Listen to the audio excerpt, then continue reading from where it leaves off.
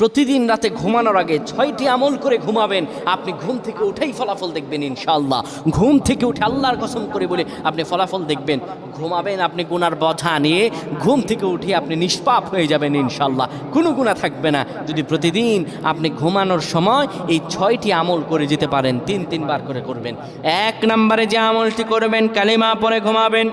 2 নম্বরে দুরূদ শরীফ পড়ে ঘুমালে মৃত্যুর পর দুরূদ শরীফ হবে তার জন্য সুপারিশকারী। দুরূদ শরীফ পড়ে ঘুমাবেন, দুরূদ শরীফ পড়বেন। 3 নম্বরে ঘুমের দোয়া পড়বেন। ঘুমের দোয়া পড়ে যদি ঘুমাতে পারেন, সারা রাত ইবাদত করার সওয়াব আল্লাহ আমল নামায় দিয়ে দিবেন। 4 নম্বরে আয়াতুল কুরসি পড়ে ঘুমাবেন। আয়াতুল কুরসি পড়ে কেউ যদি ঘুমায়, ফেরেশতারা তাকে সারা রাত পাহারা দেয়। ফেরেশতারা তাকে সারা রাত পাহারা দেয়। আয়াতুল কুরসি পড়ে ঘুমাবেন।